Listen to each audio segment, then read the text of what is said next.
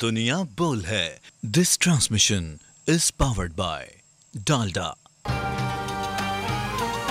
डालडा, ज्यादा बरकत, ज्यादा बचत। And Olivia. ओलिविया, शुक्रिया। एंड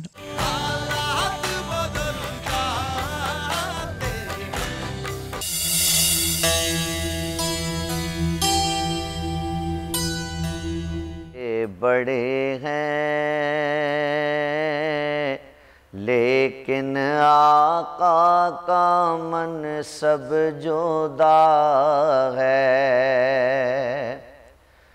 सारे नबियों के ओहदे बड़े हैं लेकिन आका का मन सब जुदा है। वो इमामे सफ़े अंबिया हैं, उनका रुतबा बड़ों से बड़ा है। कोई लफ्ज़ों में कैसे बताए उनके रुतबे की हद है तो क्या है। कोई लफ्ज़ों में कैसे बताए उनके रुतबे की हद है तो क्या है। हमने अपने बड़ों से सुना है सिर्फ अल्लाह उनसे बड़ा है। हमने अपने बड़ों से सुना है सिर्फ अल्लाह उनसे बड़ा है। माशाल्लाह, बहुत ही प्यारी आपकी आवाज़ है। और नाज़रीन, आपको ट्रांसमिशन में हम खुश आमदेद कहेंगे। कादरी बदर मुनीर साहब नाथवा हमारे साथ मौजूद थे और बहुत ही प्यारा कलाम उन्होंने पेश किया। और आज माशाल्लाह से कामरान 11वां रोज़ा हो गया है। मग़फ़िरत के अशरे में हम दाखिल हो चुके हैं। रहमत का अशरा ख़त्म हो चुका है और अब सब ने अपने गुनाहों की तौबा करनी है और अल्लाह ताला से बख्शिश मांगनी है।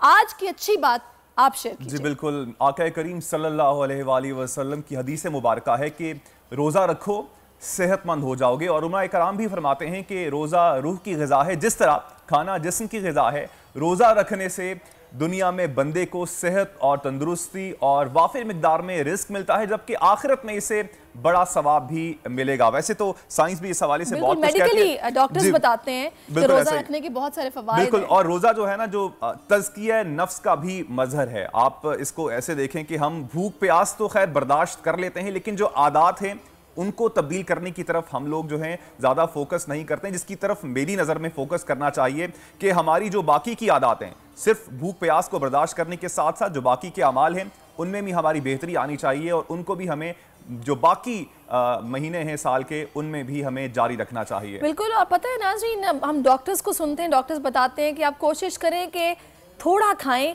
मतलब डिवाइड कर दें मील्स को, एक साथ ही अपने जो स्टमक है उसको फुल ना कर लें कि आप उसके बाद परेशान रहें, निढाल रहें, पड़े रहें, लेटे रहें।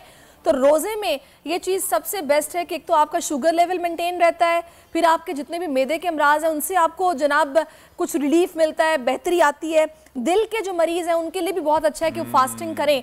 तो रोज़ा बड़ी अच्छी चीज़ है। अगर आप आम दिनों में भी कोशिश करेंगे ना कि रोज़े रखें, जो सवाब के लिए भी लोग रखते हैं, बड़ी अच्छी बात है। खैर, अब शामिल करते हैं आज की बड़ी खबर। कराची साइट फैक्ट्री वाक़या, सोशल मीडिया पर फेक रिपोर्टिंग की बदतरीन मिसाल। पानी में करंट छोड़ने से लेकर खून के रंग की झूठी खबरें चलाई जाती रही हैं। गलत रिपोर्टिंग ने इंतहाई संजीदा मामले की असल शक्ल को बिगाड़ दिया। सोशल मीडिया को लगाम और मेन स्ट्रीम मीडिया को जिम्मेदारी से काम करने की ज़रूरत है।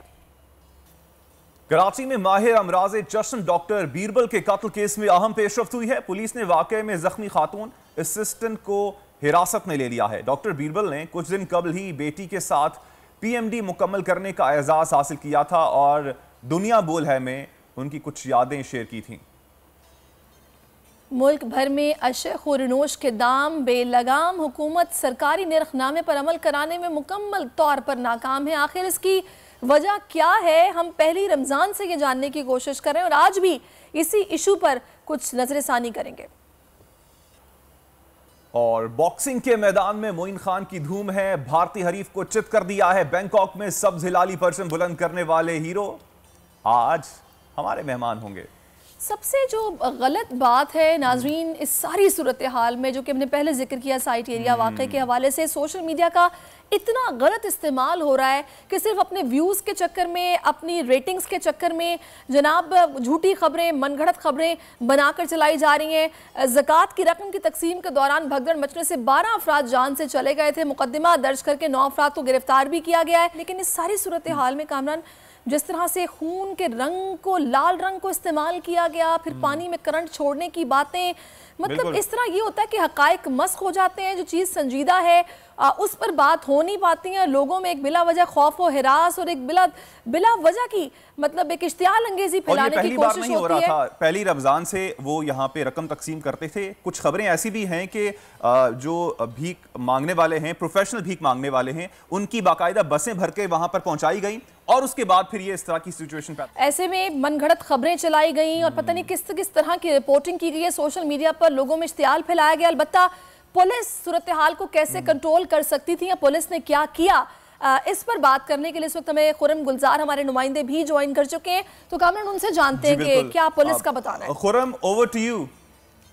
जी, इस वक्त हम मौजूद हैं औरंगी टाउन गुलशन ज़िया में। ये वो जगह है, वो घर है जहाँ से माँ और बेटी 2 रोज़ पहले साइट एरिया में वाक़ एक फैक्ट्री में राशन जो है वो लेने के लिए गई थी कि इस दौरान वहाँ भगदड़ मची। भगदड़ के दौरान नसीम नामी खातून जो है वो उस हादसे में जाँ बहक हुई हैं। इस वक्त उनकी बेटी हमारे साथ मौजूद हैं जो कि अपनी वालदा के साथ उस कंपनी में मौजूद थी। उनकी क्या कंडीशन है, ज़ख्मी है बुरी तरह। उनसे जानते हैं कि ये हादसा किस तरह से पेश आया था और हुआ क्या था इनके साथ। बेटा, वहाँ क्या हुआ था? पहले तो गेट नहीं खोला। जब गेट खोला तो उनमें करंट आ रहा था, शायद कि हमारी कितनी आंटियों को लगा है।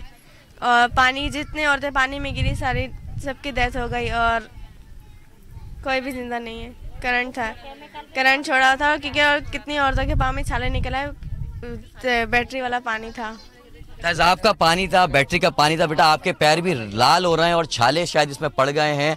आप बोल नहीं सकती हैं दर्द के मारे। ये सब चोटें लगी कैसे हैं आपके? आवाम इसके ऊपर चढ़ गई थी, मुंह पे लगी है। अच्छा, मुंह पे चोट लगी है जिसकी वजह से ये बात नहीं कर पा रही है, शदीद जख्मी है जिसकी वजह से ये बोल नहीं सकती हैं। उनकी बहनें, मजीद हम इनसे जानते हैं कि क्या हुआ था और क्या वाकया हुआ, किस तरह से फिर आप घर पे किस तरह से राब्ता हुआ, कैसे यहाँ पहुँचे? क्योंकि हम लोग के पास सिर्फ एक ही मोबाइल था जो कि पप्पा आए तो फिर हम लोगों ने कॉल करी थी। जो हम लोग को नंबर याद थे वो बताए, फिर मामू ने उन लोगों को कॉल की, फिर उन लोग को पता चला, फिर वो लोग आए। 5 बहन भाई हैं। इनके वाले जो है वो रिक्शा चला के गुजर बसर करते हैं। साथ ही सबसे छोटी बच्ची जो है वो ये है। साथ ही अभी से कुछ देर पहले उनकी तदफीन के लिए उनको ले जाया गया। साथ ही कब्रिस्तान है जो गुलशन बिहार अल्ताफ नगर का ये इलाका है जहाँ पे इनकी रिहाइश है, जहाँ पर ये इनकी रिहाइश है। अब इनका कहना ये है कि बेरोज़गारी और गुर्बत की वजह से जो है वो राशन लेने के लिए वहाँ पहुँचे थे जहाँ ये हादसा पेश आया और इनकी वालदा हमेशा के लिए इनको छोड़ के चली गई। आपने नाजरीन हालत ज़ार देखी, खुरम गुजार हमें अपडेट कर रहे थे। अफसोसनाक वाक़या पेश आए। इस सारी सूरत हाल पर हम बात करेंगे। हमारे साथ एक इंडस्ट्रियलिस्ट भी मौजूद हैं, फराज रहमान साहब। बहुत शुक्रिया सर आपके वक्त का। सर, एक तो मदद करें तो कैसे करें? यहाँ तो सफ़ेद पोश की मदद हो रही थी मगर माफिया के कारिंदे आप पहुँचे और बताया ही जाता है कि जो वहाँ पर बहुत बड़ी तादाद में जो माफिया है जो कि भीख मांगता है उनको बसों में भरकर वहाँ पर लेके आया गया और फिर उसके बाद ये वाकया पेश आया जिसमें इतनी कीमती जानें चली गई। असल मालिक जो है फैक्ट्री का वो मुल्क से बाहर है। आप इस वाकये को कैसे देखते हैं? अस्सलाम वालेकुम। जी वालेकुम सलाम। जनाब, बात यह है कि बिल्कुल आपने सही बात की। देखिए, इंसानी जान की तो जो कदर है वो तो अपनी जगह रहेगी, और उसकी जो है वो चाहे वो गरीब हो अमीर हो, सबकी एक जैसी जान है, सबकी एक जैसी जिंदगी है, लिहाजा हमें उसकी कदर करना बहुत इम्पोर्टेंट है। मगर जहाँ तक रियासत की जिम्मेदारी की बात है, तो अगर कोई शख्स जो है वो अपनी मदद आपके तहत लोगों की मदद में लगा हुआ है, तो ऐसे लोगों को बजाय इसके कि उनके खिलाफ FIR दर्ज कराई जाएं, उनको जो है वो तो मतलब तमगा इम्तियाज से नवाजना चाहिए। अब यहाँ सूरत हाल ये है कि अगर कोई एरर हो भी गया था, कोई मतलब मिस अंडरस्टैंडिंग हुई कि इंसिडेंट हो गया, तो उस इंसिडेंट में तो वो तो रोड पे भी हो सकता है, वो तो घर में बैठे भी हो सकता है, वो तो छत भी गिर के हो सकता है। बात यह है कि अगर इस किस्म की क्राउड को आप ये देखें कि रियासत अपनी जिम्मेदारी पे कितनी नाकाम है, जिसकी वजह से लोगों का ये आलम है कि वो रोटी के एक टुकड़े के लिए और सौदे के लिए वो अपनी जानें तक कुर्बान करने को तैयार है। तो सवाल तो यहाँ पैदा होता है, हजरत उमर फारूक रज़ी अल्लाह ताला अन्हु के दौर के अंदर वो कहते थे कि अगर कोई कुत्ता भी नील के किनारे पे मर जाए। कि अभी जो सूरत हाल है, पुलिस ने उल्टा फैक्ट्री मालिक के खिलाफ मुकदमा दर्ज कर लिया, हालांकि वो तो एक कार्य खैर कर रहे थे और गरीबों में पैसे तकसीम कर रहे थे ज़कात के। इस पर इंडस्ट्रियलिस्ट क्या सोच रहे हैं, आप लोगों का इस पर क्या मौक़िफ़ है? इस पे हमारा मौक़िफ़ सख्त है और हम समझते हैं कि ये चीज़ बिल्कुल नाजायज़ है। इसके मामले की तहकीकात कराई जाए, इंडस्ट्रियलिस्ट को जो है वो फौरी जो है वो इस FIR से बाहर निकाला जाए, क्योंकि जब उसकी जब आपको पता है कि वो कार्य खैर कर रहा था, तमाम चीज़ें थी, एक इंसिडेंट पैदा हुआ है, तो गाड़ी से भी अगर एक्सीडेंट होता है तो उसकी भी FIR दूसरे तरीके की दर्ज होती है। तो ये एक्सीडेंट को एक्सीडेंट के तौर पे काउंट किया जाए और वहाँ पे मौजूद इंतजामिया का काम है कि जी वो उस चीज़ का इसकी जो है वो करें, इन्वेस्टिगेशन करें, और कौन से ऐसे शरपसंद अनासिर थे जो 10 रुपए वाले फ्रूट के पूरे ठेले को खराब कर गए, कौन से ऐसे शरपसंद अनासिर हैं जो बीच में घुस रहे हैं। बहुत शुक्रिया फराज साहब आपके वक्त का, आप अपना मौके। बात फिर यहाँ पर यही आती है कि कोई इंसान अगर मदद करना भी चाहे तो कैसे करे और किसकी करे, क्योंकि बीच में बहुत से ऐसे अवामिल कारफरमा हो सकते हैं जिसमें इस तरह के वाकयात भी पेश हो सकते हैं। वैसे तो ये सारी की सारी जिम्मेदारी हुकूमत पे आती है, इंतजामिया पे आती है कि वो इन तमाम चीज़ों को टेक केयर करे, अवाम की टेक केयर करे, लेकिन दैट्स वेरी अनफॉर्चुनेट कि इस पे कोई भी तवज्जो नहीं देता। आगे बढ़ते हैं नाजरीन। आज से 3 माह कबल हमारे ही सेट पर को-एंकर्स के साथ डॉक्टर बीरबल और उनकी बेटी सपना कुमारी ने MBA मुकम्मल होने पर शिरकत की थी, मगर गुज़श्ता दिनों टारगेट किलिंग में कत्ल होने वाले डॉक्टर बीरबल की आखिरी रसूमात अदा कर दी गई हैं, जबकि कत्ल का मुकदमा गार्डन पुलिस ने दर्ज करके उनके जो साथी नर्स है डॉक्टर कुर्रतुल-ऐन उसको भी गिरफ्तार कर लिया है। उनकी हमारे शो के साथ गुजरी कुछ यादें हैं जो कि हम आपके साथ शेयर करेंगे, फिर इस पर मजीद भी बात होगी। पहले आप देखिए कि जब वो हमारे शो पर आए थे, अपनी PhD उन्होंने शुरू की थी, कैसी यादें हैं आपके साथ शेयर करते हैं। आपका क्या प्रोफेशन था और क्या आपकी फाइंडिंग्स थी, क्या लर्निंग्स थी इस प्रोसेस में? मेरी एक्चुअली जो प्रोफेशन है मैं हूँ eye specialist, I was medical superintendent Spencer eye hospital. उसके बाद मेरी पोस्टिंग हुई senior director medical and health service 20 grade में मैं रिटायर हुआ 2020 में। मैं जब रिटायर हो रहा था तो रिटायर होने से 2 साल पहले जब रिटायर बंदा होने वाला था, थोड़ा माइंड लेवल थोड़ा नेचुरली कुछ उस लेवल पे चला जाता है ना कि अभी ये करना वो करना है।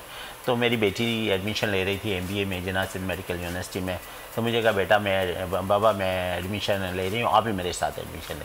मैंने बोला अभी मैंने क्या करना, प्रमोशन तो मैंने नहीं लेना, मैं तो रिटायर हो जाऊँ। मुझे नहीं आपने पढ़ना है, स्टडी करनी है, कोई उम्र की हद तो नहीं होती पढ़ने में, आपके लिए एक नॉलेजेबल है, एक फील्ड है। वो हसीन यादें हैं जो कि अपनी कामयाबी पर डॉक्टर बीरबल ने हमारे साथ शेयर की। उनकी बेटी भी साथ ही PhD का एजाज़ उन्होंने हासिल किया था और बड़ा अफसोसनाक वाक़या है, दिलखराश वाक़या है। इसी पर बात करेंगे। इस वक्त रिमल मौजूद है हमारे साथ जो कि भाई हैं डॉक्टर बीरबल के, उनसे बात करते हैं। बहुत शुक्रिया आपके वक्त का। कहिएगा कि इस अफसोसनाक वाक़या पेश आया है, समाजी शख्सियत थे डॉक्टर बीरबल, आपको क्या लगता है उनके कत्ल के पीछे किसका हाथ हो सकता है? आते हैं कि जैसे ये हमारे साथ बहुत बड़ी ज्यादती हुई है और इस तरह की नहीं होनी चाहिए और ये बहुत गलत हुआ है, क्योंकि एक आदमी का घर तबाह कर दिया, एक आदमी सारी ज़िंदगी अपनी लाइफ पूरी गरीब सामाजिक कामों में गुजारी है और उसके साथ ऐसे हो रहा है, तो आम पब्लिक का क्या हाल होगा। तो हमें इससे तो बड़ी तकलीफ होती है, ताकि इनके लिए गवर्नमेंट को सोचना चाहिए, कुछ इकदाम ऐसे करें ताकि कातिलों को गिरफ्तार करें, उनको सजाएं मिलें, तो कुछ थोड़ा बहुत हमें सुकून मिले। की जानिब डॉक्टर की असिस्टेंट पर शक का इजहार किया जा रहा था, उसे भी गिरफ्तार कर लिया गया है। इस वक्त आप लोग पुलिस की तफ्तीश से कितना मुतमईन है और पुलिस आपकी फैमिली से ताउन कर रही है?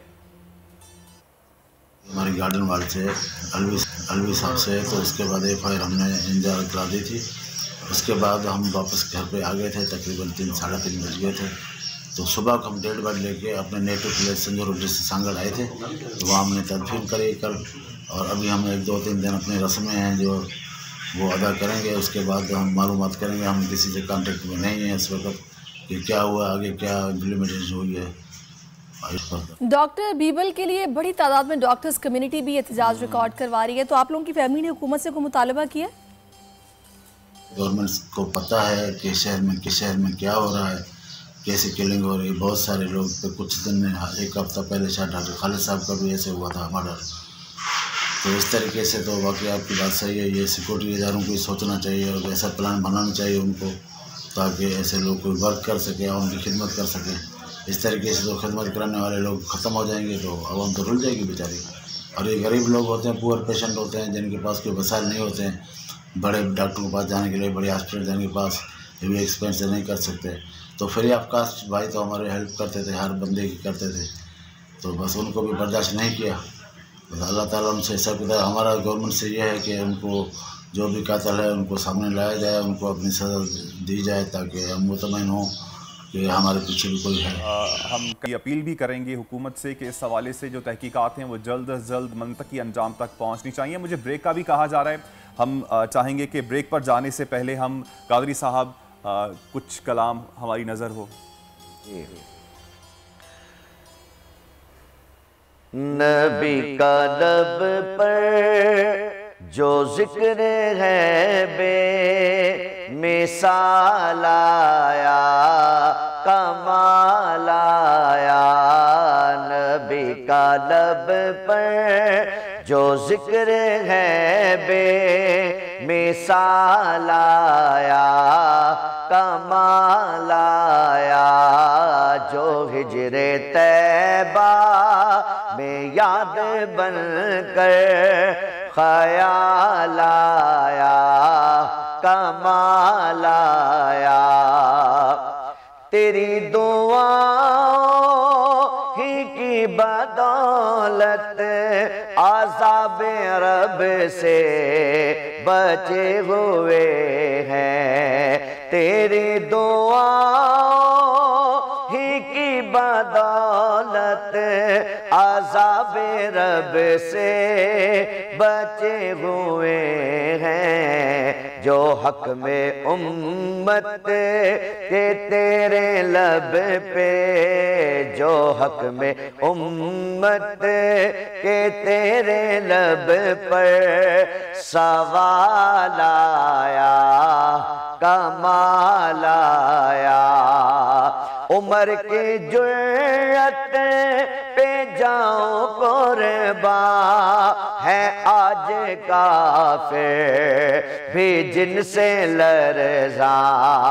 उमर के अज़मत पे जाऊं कुर्बान है आज काफिर भी जिनसे लरज़ा। उमर के आने से कुफ्र पर जो, उमर के आने से कुफ्र पर जो ज़वाल आया, कमाल आया।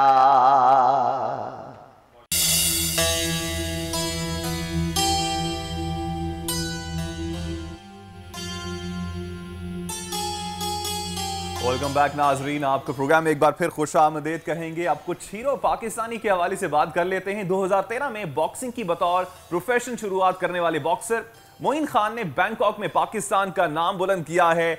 मोइन खान ने माशी मसाइल के बावजूद अहले इलाका की माली मदद के बाद इंटरनेशनल बॉक्सिंग मुकाबलों में हिस्सा लिया और फिर वो कारनामा करके दिखाया कि खबरों की जीनत बन गए। बिल्कुल जनाब, और हमारे रिवायती हरीफ भारत को उन्होंने चारों शाने चित किया है। लाहौर स्टूडियो में इस वक्त हमारे साथ मौजूद हैं मोइन खान। मोइन, बहुत शुक्रिया आपके वक्त का। इससे पहले हम रिवायती हरीफ भारत की बात कर रहे थे। जब भी भारत से मुकाबला होता है और पूरे टूर्नामेंट में अगर कोई भी इवेंट हो, लाइक क्रिकेट हो या कोई और भी इवेंट हो जिसमें हमारा मुकाबला भारत से हो, इवेंट चाहे हम हार जाएं, भारत से हमें मैच जीतना चाहिए। आपने भारतीय खिलाड़ी को जित किया, तो उस वक्त आपके जज्बात, उस वक्त आपके एहसास कैसे थे? अल्हम्दुलिल्लाह बहुत खुशी हुई थी मुझे विन के बाद। मेरी 4 राउंड फाइट चली है और चारों राउंड जो थे पॉइंट टेबल के बिना पे मैं जीता हूँ। अल्हम्दुलिल्लाह बहुत मज़ा आया था, बहुत खुशी हुई थी। अच्छा मोइन, मेरा ख्याल है कि आपको भी वही शिकवा होगा जो अक्सर हमारे पास आते हैं दूसरे खिलाड़ियों से मुंसलिक खिलाड़ी क्रिकेट से हटकर वही शिकवा करते हैं कि हुकूमती सरपरस्ती नहीं मिलती, हमें फंड्स नहीं मिलते, हमें स्पॉन्सर नहीं किया जाता, हमारा ख्याल नहीं रखा जाता। क्या आपको आपकी इस कामयाबी पर हुकूमती कोई अवार्ड मिला, कोई इनाम मिला, किसी ने पूछा, आपसे बात की, राब्ता किया? नहीं, ऐसा तो कुछ नहीं हुआ है। ये इस तरह है कि ये जो फ़ाइट में खेलने गया हूँ अल्हम्दुलिल्लाह विन करके आया हूँ। इस फ़ाइट में मुझे बहुत ज़्यादा मुश्किलात का सामना करना पड़ा था। ये मेरे गांव वालों ने मुझे मतलब किसी ने 5000, किसी ने 10,000, किसी ने 1000, इस तरह करके पैसे बराबर करके दिए थे। तो अल्हम्दुलिल्लाह मैं जब विन किए तो उन सब का जो था तो बहुत ज़्यादा खुशी हुई थी उनको भी, और उन्होंने बहुत मज़ा आया था विन करने के बाद अल्हम्दुलिल्लाह। हम बल्कि अपील भी करेंगे गवर्नमेंट ऑफ पाकिस्तान से, स्पॉन्सर की वजह से बस ये जो था फाइट हम लोग उधर पहुंचे हैं जाके, तो हमारी फाइट थी। ओके, बल्कि मैं यही इसी हवाले से ही बात को आगे बढ़ाना चाहूँगा कि हमारे इस वक्त जो भी आला ओहदेदारान हमारा प्रोग्राम देख रहे हैं उनसे भी अपील करना चाहूँगा कि हमारे मुल्क में बहुत टैलेंट मौजूद है, बहुत आगे भी आना चाहता है, ख्वाहिश भी रखता है। इसके बावजूद सिर्फ और सिर्फ उनके पास जो चीज़ उनकी रास्ते में रुकावट होती है वो माली मुश्किलात होती हैं, जिसके लिए आप बहुत कुछ कर सकते हैं और आपको करना भी चाहिए, हमारे ख़ास तौर पे मोइन खान साहब के लिए। अच्छा मोइन, अब मैं आपसे जो नेक्स्ट सवाल करना चाहूँगा वो करना चाहूँगा लोगों के रिस्पॉन्स के हवाले से। मैच जीत के जब वो वापस पाकिस्तान आए, ख़ास तौर पे जिस तरह कि मैंने पहले बताया रिवायती हरीफ है भारत, हम लोग चाहे सारा टूर्नामेंट हार जाएं, भारत से के साथ एक मैच जीत जाएं तो हमारी खुशी की जो दीद है वो काबिल दीद होती है। एनीहाउ, तो लोगों का रिस्पॉन्स कैसा था? इस तरह है कि लोगों का ये था कि सारे बस यही कहते हैं कि इंशाल्लाह अगली फ़ाइट के लिए कुछ ना कुछ हो जाएगा, लेकिन होता कुछ भी नहीं है। तो इस अभी मेरी नेक्स्ट फाइट जो है वो भी इंडिया के अगेंस्ट है, और वो जो है वर्ल्ड टाइटल है, WBC सिल्वर टाइटल है। तो उसके लिए भी मुझे स्पॉन्सरशिप की सख्त ज़रूरत है, लेकिन अभी तक मेरे पास स्पॉन्सर कोई इस तरह का सिस्टम नहीं हुआ कि मुझे कोई स्पॉन्सर की आई हो कॉल यार कि हम लोग आपको स्पॉन्सर करते हैं। ये कंपनीज जो भी हैं ये कंपनी सिर्फ क्रिकेट का स्पॉन्सर कर रही हैं, और बाकी जो हैं खेलें इनको तो बिल्कुल पता ही नहीं है। तो मोइन, ये तो आप स्पॉन्सर की तो आप अपील कर रहे हैं और सुनने वाले आपको सुन भी रहे होंगे, इंशाल्लाह कोई ना कोई आपसे राब्ता करेगा, लेकिन ट्रेनिंग में जो आपको चीज़ें चाहिए होती हैं, यहाँ पे डाइट का भी ख्याल रखना पड़ता है, वो आप मैनेज कर लेते हैं? देखें, इस तरह होता है कि ये जो डाइट का ख्याल रखना होता है ये हम लोग मतलब शाम को हम लोग ट्रेनिंग करते हैं और दिन को हम लोग काम करते हैं। जो हम लोग काम करते हैं वो अपनी डाइट खुद ही मैनेज करनी पड़ती है। तो अभी तक इस तरह कोई ऐसा सीन नहीं हुआ कि कोई कंपनी या कोई इस तरह का कहे कि यार हम लोग आपके मतलब ये डाइट प्लान या जो भी फ़ाइट का होगा हम लोग एक्सपेंस उठाएंगे, तो इस तरह कोई सीन नहीं है। लेकिन ये है कि एक फ़ाइट मुझे स्पॉन्सर हुई थी जो मैं अज़रबैजान बाकू से विन करके आया था, उसमें मुझे गुलबार ग्रीन वाले ने स्पॉन्सर किया था, लेकिन उसके बाद फिर उन्होंने भी नहीं किया। लेकिन इस फाइट, ये जो भी मेरी नेक्स्ट फ़ाइट है इंशाल्लाह के मुझे गुलबार ग्रीन शायद स्पॉन्सर करे। तमन्नाएं आपके साथ हैं और हम अरबाब इख्तियार से ये गुजारिश करेंगे कि प्लीज़ इन टैलेंटेड स्टार्स के बारे में कुछ ना कुछ सोचा जाए, इनकी मदद के लिए कुछ ना कुछ किया जाए। ये वो सितारे हैं जो कि पाकिस्तान से बाहर जाकर चमकते हैं और हमारे मुल्क का नाम रोशन करते हैं, और अगर आप इनकी सपोर्ट नहीं करेंगे, हेल्प नहीं करेंगे तो कौन करेगा? गांव वालों ने एक दफ़ा तो कर दी, भी बहुत बड़ी बात है कि उन्होंने मिलकर इतना सपोर्ट किया और मोइन ने जो है कामयाबी हासिल की, और आगे भी इंशाल्लाह इसी तरह पाकिस्तान का नाम रोशन करेंगे। बहुत शुक्रिया मोइन आपका। सिलसिले को नाजरीन आगे बढ़ाते हैं। और मुआशी सूरत हाल इंतहाई ख़राब है, गरीब के लिए 2 वक्त की रोटी खाना इंतहाई मुश्किल हो गया है। इसमें चीज़ों की बढ़ती कीमतें और नाजायज़ मुनाफाखोरी एक सबसे बड़ी वजह है कि शहरियों को लूटा जा रहा है। और ऐसे में मुझे हज़रत शुएब अलैहिस्सलाम की कौम के साथ जो वाक़या पेश आया था उसकी याद आती है। हज़रत शुएब अलैहिस्सलाम अल्लाह ताला की तरफ से भेजे गए नबी थे। हज़रत मूसा अलैहिस्सलाम के वो ससुर भी थे। और कहते हैं ना कि कुरान में जगह जगह लिखा गया है कि समझने वालों के लिए बहुत सी निशानियाँ हैं कुरान में। हम लोग हर रमज़ान कुरान तो ख़त्म करने पर पूरा जोर रखते हैं, लेकिन जो निशानियाँ हमें उसमें बताई गई हैं उस पर हम लोग फोकस नहीं करते, ना ही उनको अपनी तरजीहात में शामिल करते कि उन पर अमल करें। नाप तोल में कमी हमारे नज़दीक एक छोटी सी बात है शायद कि हम रोज़ा भी रख लेते हैं और नाप तोल में जाकर कमी भी करते हैं और शहरियों को लूटते भी हैं। हालांकि को पढ़ते हैं लेकिन समझते नहीं हैं, उसकी रूह के मुताबिक उस पर अमल नहीं करते हैं। बिल्कुल, एक ऐसी छोटी सी गलती जो कि हमें लगती है वो इतनी बड़ी गलती है कि इस गलती की बुनियाद पर अल्लाह ताला ने उस कौम पर अजाब नाजिल कर दिया था कि सिर्फ वो नाप तोल में कमी करते थे। और अभी भी अजाब ही है। हमारे मुल्क में भी इस वक्त जो है शहरी दूसरे शहरियों को लूट रहे हैं। एक गरीब है, कहता है मैं मुझसे ज्यादा जो है वो ज्यादा अमीर हैं, चाहे वो भी अपनी तरफ से गरीब हो, और उसको लूटा जा रहा है, एक दूसरे को लूटा जा रहा है। इसी वाले से हमने लाहौर से जनाब हमें हमारे नुमाइंदे ताबिश भट्ट ने ज्वाइन किया है और मोहम्मद मुर्तजा असिस्टेंट कमिश्नर लाहौर भी हमारे साथ हैं कि इस मुनाफाखोरी पर, ये जो बिला वजह के पैसे लूटे जा रहे हैं, इस पर कोई एक्शन क्यों नहीं लिया जाता। ताबिश, पहले आप कहिएगा, यकीनन शिकवा कर रहे होंगे लाहौर के शहरी। देखिए बिल्कुल अशिया खुर्दो नोश की कीमतें पहले ही आसमान से बातें कर रही थी, लेकिन जो मसनू महंगाई है वो भी एक बड़ा फैक्टर माना जाता है। लाहौर में पंजाब बाजार मैनेजमेंट कंपनी के नाम पर जो सादा लोग हैं उनको लूटा जा रहा है। लूटा किस तरह जा रहा है कि अगर एक चीज़ की कीमत 100 रुपये है तो इस बाज़ार में उसकी कीमत 150 से 160 रुपये किलो वसूल की जा रही है। करोड़ों रुपया रोज़ाना की बुनियाद पर जो लोग हैं उनसे लूटा जा रहा है। DC लाहौर जो है मुकम्मल तौर पर नाकाम दिखाई दे रहे हैं। Additional deputy commissioner Zeeshan Ranjha मुकम्मल तौर पर फील्ड में नजर नहीं आ रहे। कुछ मेरे साथ कंज्यूमर मौजूद है, उनसे बात करते हैं। मुझे बताइएगा कौन कौन सी चीज़ें आपने यहाँ पे ख़रीदारी की और कौन कौन सी चीज़ आपको महंगी लगी, बाहर रेट क्या है और इस बाज़ार में रेट क्या है? भाईजान, मेरा नाम शायद इकबाल है और मेरा ये साथ किचन है। मैं डेली आता हूँ सामान लेने के लिए यहाँ पे। ये स्ट्रॉबेरी है बाहर 150 रुपये किलो, अभी मैं लेके आया हूँ, 1 मिनट ही नहीं हुआ। और ये जो सेब है बाहर 250 रुपये किलो है, यहाँ 350 रुपये किलो है। और खरबूजा मैंने उधर से नहीं लिया, मैंने कहा इधर से ले लेंगे। वहाँ पे बोर्ड लगाया हुआ है लिख के 100 रुपये किलो, यहाँ 200 रुपये किलो दे रहे हैं। मैंने अभी पूछा, वो कह रहे हैं 200 रुपये किलो। मैं परेशान हो गया, मैंने कहा बाहर चीज़ें सस्ती हैं। इस वक्त मौजूद हैं, उनसे भी बात कर लेते हैं। बहुत शुक्रिया मुर्तज़ा साहब आपके वक्त का। मुर्तज़ा साहब, जुर्माने भी हो रही हैं, सजाएं भी हो रही हैं, लेकिन जो गिरा फरोशी है वो कम होने का नाम नहीं ले रही है। क्या कहेंगे आप, इसकी वजूहात क्या हैं? देखिए जी, इसमें ज़िला इंतजामिया तो हुकूमत जो है मैक्सिमम उसमें हम फाइन भी कर रहे हैं, अरेस्ट भी कर रहे हैं, लोगों पे पर्चे भी हो रहे हैं, सीलिंग्स भी हो रही हैं। मसला इसमें ये आ जाता है कि ज़ाहिर बात है जो मईशत के हालात चल रहे हैं, हम भी उसमें उस सारे फैक्टर्स को कंसिडर करते हैं। और मेरी जो उसमें एक राय है वो ये भी है कि अवाम भी हमारा इसके अंदर साथ दे और हमारे साथ ताबुन करे। जहाँ पर भी आपको कोई चीज़ महंगी मिलती है उसकी इत्तला हुकूमत को ज़रूर दे। हमारे दफातर जो है वो हर वक्त अवाम की शिकायत के लिए, पंजाब में कीमत पंजाब पोर्टल है जहाँ पे कोई भी अपनी शिकायत दर्ज करा सकता है, तो उधर अपनी शिकायत जरूर दर्ज कराएं और इंशाल्लाह उसके ऊपर आप एक्शन होता अपने सामने देखेंगे। मुर्तज़ा साहब, अब तक आप लोगों ने कितना जुर्माना किया है?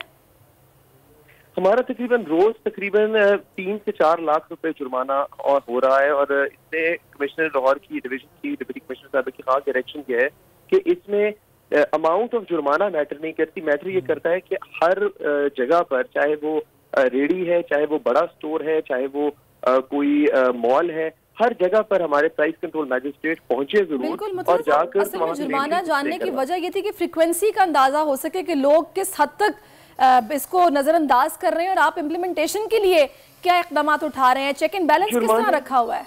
जुर्माने से आपको फ्रीक्वेंसी का अंदाजा इसलिए नहीं हो सकता क्योंकि जुर्माना हम करते हैं उस जगह के हिसाब से। फॉर एग्जांपल, अगर कोई बहुत बड़ा स्टोर है तो वहां पे लाख रुपया जुर्माना भी हो सकता है। मैंने खुद लाहौर शहर के अंदर 2-3 बड़े स्टोर्स को लाख रुपया जुर्माना किया है क्योंकि उनके पास जैसे फरमा रहे थे स्ट्रॉबेरी है, दीगर चीजें महंगी वो बेच रहे होते हैं।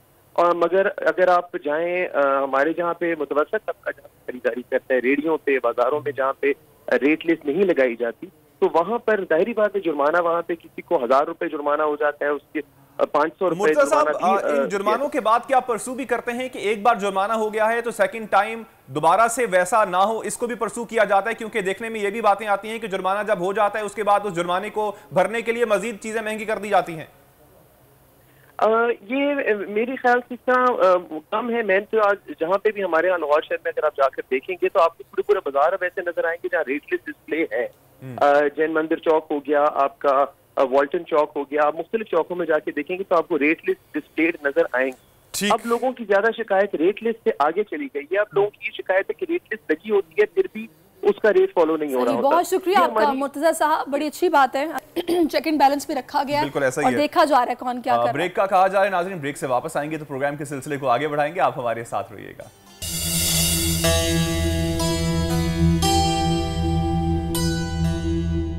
बोल के जायके इज प्रेजेंटेड बाय डालडा, ज्यादा बरकत ज्यादा बचत। And powered by Rooh Afza, जिंदगी मुबारक। वेलकम टू बोल के जायके और मेरे साथ मौजूद हैं जनाब शेफ जुबैर मलिक। और आज भी आपके लिए बड़ी ज़बरदस्त रेसिपीज़ हैं और क्विक रेसिपीज़ हैं कि अफ्तार से पहले अगर आप कुछ नया करना चाहते हैं अपने किचन में तो आपको भरपूर मौका दिया जाए, आपको समझाया जाए, बताया जाए। खाना पकाना कोई मुश्किल काम नहीं है, चुटकी में बन जाता है, 15 से 20 मिनट हार्डली लगते हैं और रेसिपी रेडी हो जाती है। कैसे हैं आप? थोड़ा सा मुश्किल काम है। अच्छा, वैसे जिसको शौक हो ना उसके लिए मुश्किल काम नहीं है। हाँ, मुझे ये लगता है बिल्कुल है। हम शेफ्स के लिए थोड़ा सा जो है आसान हो जाता है क्योंकि चीज़ें पता होती हैं। हम लोग को ख़वातीन के लिए जो है थोड़ा सा मुश्किल हो जाता है घर पे मैनेज करना, बनाना और फिर उसको मोस्टली ऐसा होता है कि आजकल शेफ्स के पास एक्चुअली टिप्स बहुत सारी होती हैं तो उनके लिए कदरे आसान होता है। लेकिन मुझे खाना पकाना कोई बहुत मुश्किल काम नहीं लगता। अगर आपको शौक है और आप दिल से पकाते हैं तो अच्छा बनता है, जायका भी आता है, काफ़ी इंटरटेनमेंट हो जाता है। किचन में आप कुकिंग कर रहे होते हैं और उसमें फिर बहुत सारे लवाजमात डाल रहे होते हैं जहाँ पे हमारे पास इतने माशाल्लाह आज भी माशाल्लाह बहुत सारे इंग्रेडिएंट्स हैं। और आज आप पहले तो ये बताएं कि बनने क्या वाला है। आज मैं सोच रहा हूँ कि आज आपसे गैस करवाऊँ कि आज हम क्या बनाने वाले हैं। वैसे थोड़ा सा आप देखें, कुछ चीज़ है, चीज़ भी है और उसके अलावा चिकन है और यकीनन सेब्रोसो का चिकन होगा जो कि ऑटोमेटेड मशीनरी के थ्रू तैयार किया जाता है और काफ़ी हाइजीन का ख्याल रखा जाता है और पर्सन टू पर्सन कांटेक्ट कम होता है और जो चीज़ें रेडी की जाती हैं वो बड़ी ज़बरदस्त होती हैं। तो आप भी ट्राई कीजिएगा। इसके अलावा आज क्या बनने वाला है? कुछ पिज़्ज़ा रिलेटेड है क्योंकि ऑलिव्स भी हैं, पिज़्ज़े के सारे आइटम्स मौजूद हैं। एक्चुअली मैं दो चीज़ें बना रहा हूँ। एक तो सेब्रोसो के चिकन हम इस्तेमाल कर रहे हैं, दो कि हमने डिफ्रोस्ट करके इसको यहाँ पे रखा हुआ है। साथ साथ आज मिनी पिज़्ज़ा बाइट्स आप लोगों से शेयर कर रहे हैं जो कि बहुत ही कमाल की रेसिपी है। और वैसे भी रोज़ों में जो है ना वो पकौड़े और वो चने और फिर दही बड़े खा के हम लोग बहुत ज़्यादा जो है वो बोर हो चुके हैं। तो आज मैंने सोचा थोड़ा सा डिफरेंट होना चाहिए। एक तो हम मिनी पिज़्ज़ा बाइट्स बना रहे हैं और उसके साथ साथ इटालियन मीट बॉल जो कि बहुत ही कमाल की रेसिपी है। कल कोरियन था, गोल्डन चिकन, आज इटालियन की। पाकिस्तान रिलेटेड भी बात करें भाई, कोई देसी खानों पे भी आए। देसी हम जब से पैदा हुए जब से खाते चले आ रहे हैं और ऑफ कोर्स अब थोड़ा सा अच्छा मतलब कुछ नया सिखाना चाह रहे हैं तो उसके लिए फिर इनको पाकिस्तान से बाहर कोरियन, इटालियन बिल्कुल। इससे पहले कि हम कुकिंग स्टार्ट करें, अच्छा इससे पहले कि आप कुकिंग स्टार्ट करें मैं चाहूंगी कि मैं थोड़ा सा अच्छा हाँ बिल्कुल आप पहले हाथ धो लें। लाइव बॉय से 99.9% जर्म किलर है और इसके बगैर तो किचन में हमारा कुकिंग पॉसिबल ही नहीं है। मेरा तो गुजारा नहीं है जब तक हैंड वॉश नहीं पड़ा होगा। बार बार हाथ गंदे होते हैं, चिकने होते हैं, मुझे उलझन होती है तो मैं धोती रहती हूँ। तो इसलिए ये लाइफ बॉय का जर्म किलर भी है, हैंड वॉश भी है, इसको जरूर अपने किचन में रखें। और दूसरा और वैसे भी कोविड अभी जो है वो दोबारा से जो है वो सर उठा रहा है बिल्कुल। तो उससे भी पहले आप कोशिश करें कि खाना पकाएं या बाहर आने जाने से पहले जो है इसका खास ख्याल रखें कि आपने लाजमी जो है हाथ अच्छी तरह। और दूसरा एज यू नो कि हमारा फोटाइल का किचन है, बेस्ट क्वालिटी अप्लायंसेस पाकिस्तान में फोटाइल की जो कि कॉम्प्रोमाइज़ नहीं करता क्वालिटी पर। तो लिहाजा उस पर आज ही हम अपना खाना जो है वो तैयार करेंगे जो हम नोश फरमाएंगे अफ्तार में। तो अगर आप भी चाहते हैं कि अपने घर में बेस्ट अप्लायंसेस लगवाएं और अवन अगर नहीं लगा हुआ या स्टोव आप चेंज करना चाहते हैं तो फोटाइल को ज़रूर ट्राई करें, आपका ट्रस्ट बनेगा। अच्छा जी, अब आप लोगों से पहली जो रेसिपी शेयर कर रहे हैं वो है इटालियन मीट बॉल जो कि बहुत ही कमाल की रेसिपी है। यहाँ मेरे पास सेब्रोसो का चिकन मौजूद है और इसको मैंने अच्छी तरह से चॉपर कर लिया है। यहाँ पे एक ब्रेड का स्लाइस आपने शामिल करना है, नीम गर्म दूध के अंदर थोड़ा सा डिप करके वो आप शामिल कर लीजिएगा। इसी के साथ साथ यहाँ पे हम शामिल कर रहे हैं लाजवाब का ये तिक्का मसाला जो कि लेबॉर्ट्री से 100% अप्रूव्ड है और नेचुरल इंग्रेडिएंट से तैयार किया गया है। साथ साथ इसमें किसी किस्म का कोई भी प्रिजर्वेटिव शामिल नहीं है, कोई भी केमिकल जो कि स्टोर करने के लिए मसालों को रखा जाता है वो इसमें शामिल नहीं है। और अगर मैं रेट्स की बात कर लूँ तो रेट्स में भी लाजवाब मसाला अदर स्पाइसेस से बहुत सस्ता है। तो मार्केट के अंदर जो है अब बहुत ही आसानी से मिल रहा है। सेकंड ये इसमें एक बड़ी ख़ास बात है कि इसका साशे 30 रुपये का है और इसका मीडियम साइज़ का अगर आप पैकेट लें तो वो आपको जो है 80 रुपये का मिलेगा, लेकिन इसमें भी 2 साशे मौजूद होते हैं जो कि नॉर्मली हम खरीदते हैं। यानी कि क्वांटिटी ज़्यादा है और पैसे कम है और क्वालिटी की तो ये जनाब गारंटी ले रहे हैं। क्वालिटी की तो मैं गारंटी लेता हूँ और साथ साथ आप जब ट्राई करेंगे तो आप अदर स्पाइसेस को भी भूल जाएंगे। तो लाजवाब का चलिए आप इसको मिक्स करें। और मैं ये भी बता दूं कि हमारे जो पैन्स हैं जिनमें अभी ये कुकिंग ऑयल जो कि डालडा का कुकिंग ऑयल है, डालडा जिसके बारे में सभी जानते हैं 80 से ज़ायद सालों से माओ का एतमाद डालडा पे जो कि इसे कामयाब ब्रांड बनाता है, जहां मामता वहां डालडा आप जानते हैं। तो कुकिंग ऑयल गर्म हो रहा है और ये पैन्स जो हैं ये हैं जनाब शेफ़ मैजेस्टिक के the secret behind fast cooking. मैं डेली बताती हूँ कि खाना अगर जल्दी जल्दी बनाना है तो फिर आपके पास कुकवेयर्स भी अच्छे वाले होने चाहिए। एल्यूमिनियम कुकवेयर्स हैं जो कि जल्दी जल्दी खाना बनाते हैं, ना चिपकता है ना जलता है, तो इनको भी आप ट्राई कर सकते हैं। और अब जनाब हमारी ये मैरिनेशन ये चिकन बॉल के अंदर मैंने paprika powder, crush chili powder ये शामिल किया है, साथ साथ इसमें थोड़ा सा मैंने मोज़रेला चीज़ और ये पेपरिका शामिल कर दिया और इसके साथ साथ जो है थोड़ा सा लाजवाब का तिक्का मसाला शामिल किया। अब आपने क्या करना है कि यहाँ पे इटालियन मीट बॉल्स की जो है बॉल्स बनाएंगे और बॉल्स मेरे ख्याल से बहुत आसान है। आप तो घर पे कोफ्ते और हरे मसाले का कोफ्ता, दही का मसाला। अच्छा वैसे सच्ची बात है कोफ्ता मेरे से टूट जाता है। नहीं टूटना तो नहीं चाहिए, इसकी बाइंडिंग अच्छी नहीं चाहिए। देखिए ब्रेड मिला लें या फिर आप एक अंडा मिला लें तो इट्स अप टू यू। कोफ्तों के लिए मुझे अपनी अम्मी से रुजू करना पड़ता है कि आप जरा आ जाएं, मसाला रेडी हो चुका है, कोफ्ते संभालने आपने, मुझसे टूट जाते हैं। अच्छा ये देखें मिक्सिंग देखें इसकी, ये प्रॉपर प्रेस होके इस तरह से चीज़ें जो है ना। अच्छा एक चीज़ और है इसमें, अगर आपको डाउट है कि टूट जाए तो आप जो है इसमें मकई का आटा और या कुछ लोग चावलों का आटा भी डालते हैं, कुछ लोग अंडा भी डालते हैं, कुछ लोग चने का जो काले भुने हुए चने होते हैं उनका पाउडर भी डालते हैं, बहुत सारी चीज़ें हैं। अच्छा ये बॉल्स जो है हम इस तरह से बना रहे हैं। अब ये दूसरी तरफ मेरे पास मैदा है, हाफ कप के करीब मैंने मैदा लिया था और मैदे के अंदर जो है 2 चमचा कॉर्नफ्लोर का शामिल किया, नमक शामिल किया, साथ साथ मैंने काली मिर्चों का पाउडर शामिल किया और थोड़ा सा जो है इसका बैटर, मैं इसकी ज़रा कंसिस्टेंसी दिखा दूं कि ये इस तरह से है, बहुत ज़्यादा है। हाँ बहुत ज़्यादा गाढ़ा नहीं हो, बहुत ज़्यादा पतला नहीं हो, तो इस तरह से इसका क्रीमी टेक्सचर है इसका। बिल्कुल बिल्कुल। और उसके बाद जो मैं कोटिंग करूँगा सिवैयों से हम करेंगे नॉर्मली। मैंने पहले तो देखा है। हाँ नॉर्मली सवैयों से एग्जैक्टली। तो अच्छा वो क्रिस्प आ जाएगा, बहुत अच्छा क्रिस्प आएगा। अच्छा आजकल वैसे देखें ना आप शेफ्स के पास कितनी सारी टिप्स होती हैं। कभी ब्रेड क्रम्ब हम ढूंढ रहे होते हैं, ब्रेड नहीं है, अब जाओ स्पेशली ब्रेड क्रम्ब लेके आओ, टाइम कम है तो पहले उसे खुश करो फिर पीसो।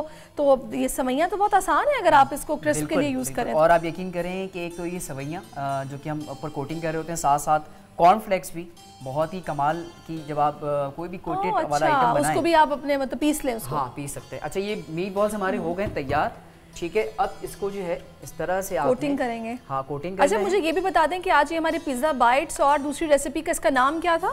पिज्जा बाइट्स ये इटालियन बॉल्स। इटालियन बॉल्स और पाकोला का हम एक ड्रिंक भी बना रहे हैं। सही। और पाकोला जनाब आजकल की बिजी लाइफ में झंझट नहीं है दूध को बॉयल करने का और ठंडा करने का। जहां आपको ये फील हुआ कि यार कुछ वीकनेस फील हो रही है तो ये वाकई में दूध है, ये कोई फ्लेवर उस तरह से नहीं है, ये वाकई दूध है। तो आप इसको नेचुरल मिल्क को यूज कर सकते हैं, बस स्ट्रॉ डाला और पी लिया आराम से, टेंशन फ्री। और जिन लोगों को दूध से हीक आती है उनके लिए तो बेस्ट ऑप्शन है कि आप लोग आराम से किसी भी फ्लेवर में इसको पी सकते हैं। बॉल्स इस तरह से हो जाएंगे और इसके बाद आपने सडन इस तरह की ऑयल में ड्रॉप कर देना। बहुत आसान सी रेसिपी है और ये आप देखिएगा अभी जब ये फ्राई होगा तो इसका कलर बहुत ही डिफरेंट होगा।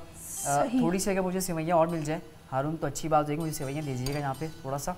और ये इस तरह से जो है हम इसको कोट कर रहे हैं और यूँ कोट करने के बाद जो है आप ऑयल में ड्रॉप कर लें। अच्छा इसमें आप एक ट्विस्ट और कर सकते हैं, कॉर्नफ्लेक्स आप शामिल कर सकते हैं, it's up to you totally, आपके ऊपर है। ये मैंने इसमें यूज तरह शामिल कर दिया। आप इसकी तरह शक्ल देखिएगा जब मैं इसको निकालूंगा ना तो उसके बाद जो है हम ये अपने व्यूअर्स को भी दिखाएंगे। अच्छा साथ साथ पिज़्ज़ा बाइट्स बना रहे हैं जो कि घर में बच्चों की फेवरेट। हाँ उसके लिए ज़रूरी नहीं है कि आप उसका पिज़्ज़ा का जो है वो डो लें, आप नॉर्मली पीटा ब्रेड के अंदर भी घर में आसानी से बना सकते हैं। सही। मेरे बच्चे तो पिज़्ज़ा के दीवाने हैं तो ये रेसिपी तो मैं खास तौर पे समझूंगी। बस फिर आज आप वैसे पेपर पेन तो लाई नहीं है तो चलिए कोई बात नहीं, सीख के जा रही हूँ ना, खुद से बनाऊंगी। बल्कि यूट्यूब पे शो देख लीजिएगा तो उसमें फिर आपको आसानी जो है पता लग जाएगा, कोई मसला नहीं है। बिल्कुल। अच्छा ये देखें ये तीसरा भी मैंने मीट बॉल यहाँ पे इस तरह से ये शामिल कर दिया है और थोड़ा सा मुझे लाइन मुझे दे दें इस तरह से, मैं कर लेता हूँ कोई मसला नहीं। बाकी के भी जो है अच्छा इसको तोड़ लेना है, मेक श्योर आपने इस तरह से यूँ करके, बहुत ज़्यादा बड़े जो है वो फिर प्रॉब्लम होगी, वो उस तरह से उसको स्टिक नहीं करेंगे, वो उतर जाएंगे। जरा सा मैं इसको पलट दूं? हाँ पलट। मैं अपने कपड़े बचाऊंगी भाई, आप तो नहीं वैसे समझा करें। हाँ मैं समझ गया, क्योंकि कपड़े जो है ना वो खराब हो जाए। मुझे आइडिया है, और एक और एंकर पर्सन है उनके तो मैं कपड़े आए दिन ख़राब कर रहा होता हूँ, तो वो भी मुझसे बड़ा नाराज़ होते हैं कि यार तुमने कसम खाई हुई है और तुम कपड़े जो है ना वो मुस्तकिल ख़राब कर रहे होते हो। अच्छा ये देखिए ये एक और आ गया, और एक पीस और रह गया, मैं भी फ्राई कर लेता हूँ। अब हम बढ़ेंगे पिज़्ज़ा बाइट्स की तरफ, और पिज़्ज़ा बाइट्स के लिए मेरे पास यहाँ पे जो है ये जो पीटा ब्रेड है उसको मैंने अच्छी तरह से कट करके रखा हुआ है। साथ साथ मेरे पास है यहाँ पे तमाम पिज़्ज़ा के आइटम्स हैं, ऑलिव्स हैं, और ये प्याज है, शिमला मिर्च है, चेडर चीज़ है, पिज़्ज़ा सॉस है, चिली फ्लेक्स है, काली मिर्चें हैं, ये तमाम चीज़ें हम इसमें जो है वो शामिल कर रहे हैं। अच्छा इसको एक तरफ कर देता हूँ मैं साइड पे, और सही। ये मेरे पास आ गया यहाँ पे प्लेटर। अच्छा मेक श्योर जब आप इसको फ्राई करें तो आपने ऑयल बहुत ज़्यादा जो है वो हाई जो है कि तेज़ करके आप चूल्हा करके पकाते हैं, तो उसमें आपने नहीं पकाना।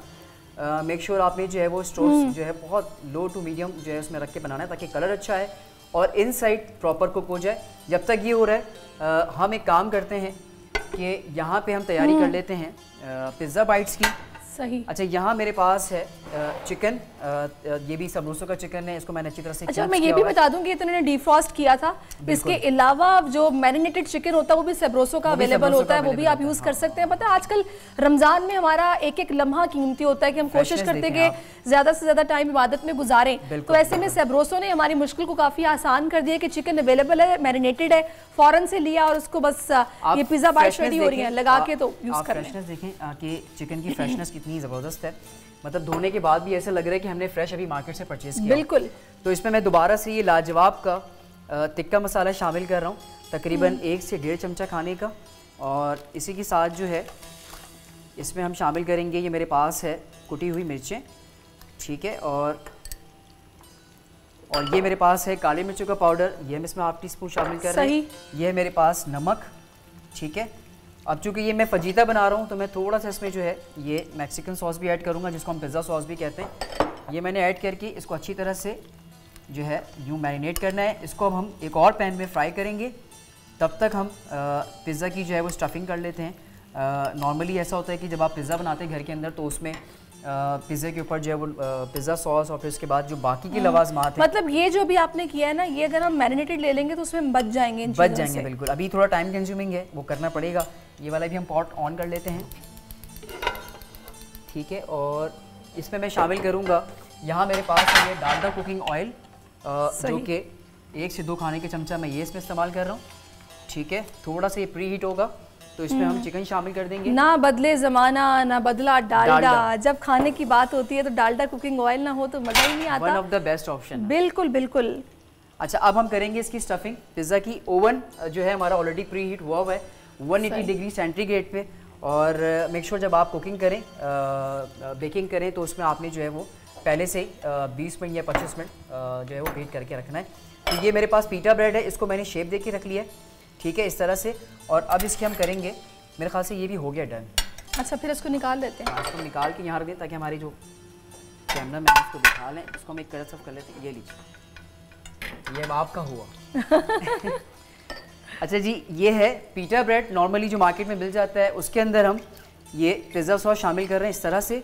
अच्छा पिज़्ज़ा सॉस भी बहुत आसान है। आप टमाटर का पेस्ट, बल्कि आप टमाटर को पहले स्टीम कर लें, और स्टीम करने के बाद जो है उसको अच्छी तरह पेस्ट बना लें। फिर उसके बाद एक पैन में आपने जो ऑयल शामिल करना है, चॉप गार्लिक, थोड़ा सा प्याज शामिल कर लें, और उसके बाद टमाटर का पेस्ट शामिल करके उसको थोड़ा सा जो है अपने ये आप इस तरफ आ जाएं, क्योंकि ये आपने शायद पानी था इसमें और आपने कुकिंग ऑयल डाल दिया। इसका भी हल है, और ये देखें ये हल है इसका, क्योंकि मैं अपने कपड़े मुस्तकिल बचा रही हूँ। शेफ जुबैर ने वाकई कसम खा ली है कपड़े खराब वाकई मैं जो है वो आज भी इत्तफाक ऐसा हुआ है कि उधर भी मैं जो है थोड़े बहुत कपड़े ख़राब कर आया हूँ। तो ये पिज़्ज़ा सॉस हमने ऑन टॉप शामिल कर दिया, और इसके साथ साथ जो है ये मेरे पास है शिमला मिर्च, ठीक है, ये हमने शामिल कर दिया। घबराने की बिल्कुल बात नहीं है, किचन में ये नॉर्मल चीज़ें हैं और ये चीज़ें होती हैं। तो ये हमने इस तरह से शिमला मिर्च की स्टफिंग कर दी ऊपर से, ठीक है। इसके साथ साथ ये मेरे पास है प्याज, जो कि पिज़्ज़ा का मेन जुज़ है, इसके बगैर तो पॉसिबल ही नहीं है। ये हमने ऑन टॉप ऊपर से शामिल कर दिया, ठीक है। अब मेरे ख्याल से वो कढ़ाई हो गया, आप चिकन इसमें शामिल कर दें तो अच्छा है। ये वाला घबराइए नहीं, कुछ भी नहीं होगा। ठीक है, ये इस तरह से प्याज आ गया ऊपर। ठीक है, और इसके साथ साथ जो है अब मेरे पास है ये मोज़रेला चीज़ जो कि अच्छी तरह से क्रश किया हुआ है, ये हम शामिल कर रहे हैं ऊपर से। सही। ठीक है, और चीज़ के बगैर तो वैसे भी मज़ा ही नहीं आता। मज़ा ही नहीं आएगा, और इसके बगैर तो पॉसिबल ही नहीं है पिज़्ज़ा। तो ये मैं ब्लैक ऑलिव्स ऑन टॉप इस तरह से। सही। और इसके साथ साथ जो है थोड़ा सा इसमें आएगा ऊपर से ओरिगानो का छिड़काव। ये रहा इटालियन ओरिगानो, ये हमने ऊपर से स्प्रिंकल कर दिया। ठीक है, और इसके बाद अब इसको जो है हमने ओवन के अंदर जो है वो बेक करने के लिए डालने हैं। तो ओवन के ट्रे मेरे पास ऑलरेडी यहाँ पर मौजूद है। चिकन जो है जब बेक हो जाएगा उसके बाद मैं ऊपर से इसके ऊपर सर्व करूँगा। चिकन मेरी बात सुने, प्रोड्यूसर साहब ये कह रहे हैं कि 3 आपने बनाए हैं ना, ये बहुत कम रहेंगे। नहीं, बाकी इसकी क्वांटिटी बढ़ाए, बाकी तो हम और बना लेंगे। क्योंकि यहाँ नाज़रीन खाने वाले बहुत ज़्यादा हैं, बनाने वाले सिर्फ ये हम 2 हैं। 2 हैं, बिल्कुल एग्जैक्टली। लेकिन हारून भी है बैक हैंड पे, ये भी बना रहे होते हैं। चलें, आपके लिए बन जाएगा, आप टेंशन न लें प्रोड्यूसर साहब।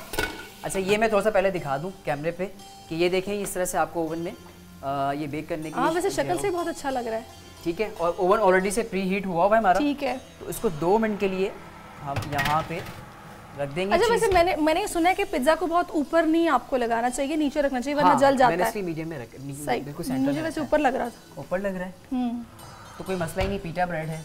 अच्छा, कौन सा हमारा जो है वो है। अच्छा, ये तैयार हो गया हमारा, बहुत ही ज़बरदस्त सा जो है। इसको भी मैं एक तरफ कर देता हूँ, आप घर पे ज़रूर ट्राई कीजिएगा। अच्छा, मैं घर पे ट्राई करती हूँ, लेकिन मुझे स्पेशली इसकी डो खरीदनी पड़ती है।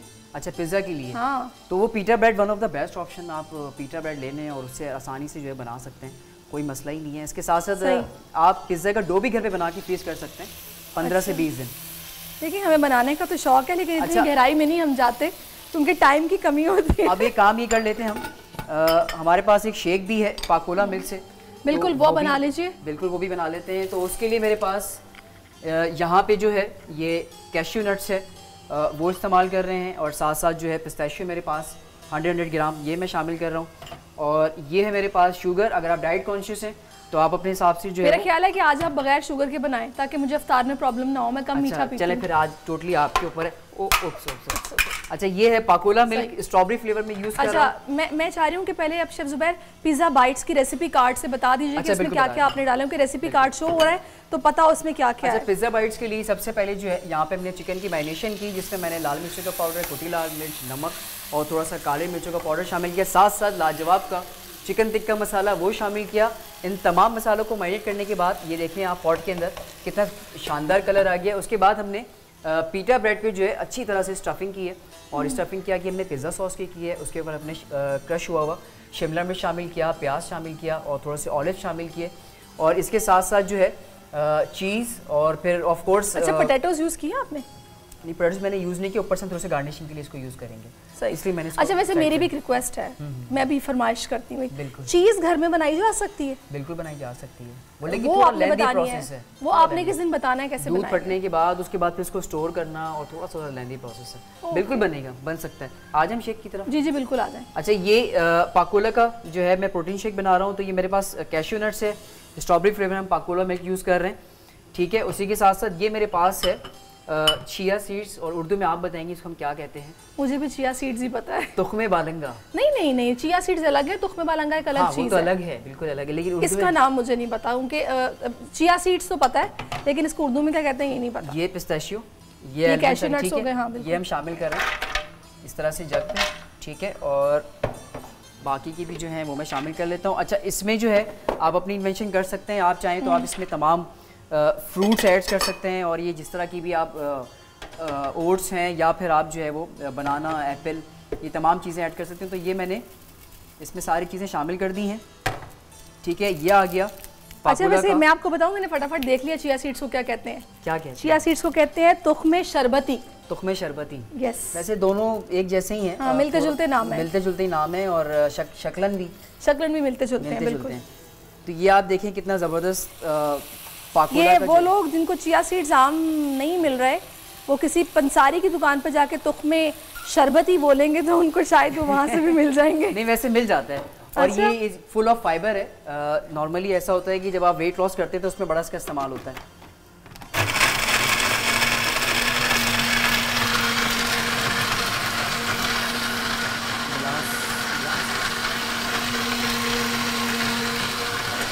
और आपको पता है जो तुख्मे वालंगा है उसको बेसिल सीड्स कहते हैं। बेसिल सीड्स इंग्लिश में, बिल्कुल। समटाइम हम शेफ भी भूल जाते हैं। नहीं, ये कंफ्यूजिंग है, तुख्मे वालंगा और चिया सीड्स आपस में कंफ्यूजन हो जाती है इसके हवाले से, लेकिन आज हमने काफ़ी हद तक कंफ्यूजन दूर कर दिया आपको। BECIL seeds and chia seeds, BECIL seeds को तुख्मे वालंगा कहते हैं और चिया सीड्स को तुख्मे शरबती कहते हैं। एग्जैक्टली। अच्छा, ये हो गया डन, ठीक है। और ये आपने अब निकाल दें ताकि फिर मैं वहाँ पे फ्रेम में रख दूँ इसको, ठीक है। थोड़ा सा और इसी स्टेज पे हमने इस तरह से ये ऐड करना है, थोड़ा सा ऊपर से। और वाह, अब आप प्रेजेंटेशन देखें, कलर कॉम्बिनेशन तो फिर आपको ये इस तरह से। और ये प्रोटीन शेक पाकुला का तैयार हो गया, जिसमें मैंने तमाम ड्राई फ्रूट्स और ये मिल्क, साथ में बेसिल सीड्स आपने कहा वो भी हमने इसमें ऐड कर दिया है। और चिकन हमारा ऑलमोस्ट डन हो चुका है। चिकन ये चिया सीड्स में बनाया आपने? बिल्कुल। तो अब हम एक काम करते हैं कि अब हम अपना पिज़्ज़ा जो है वो भी चेक कर लेते हैं, वो भी डन हो चुका होगा।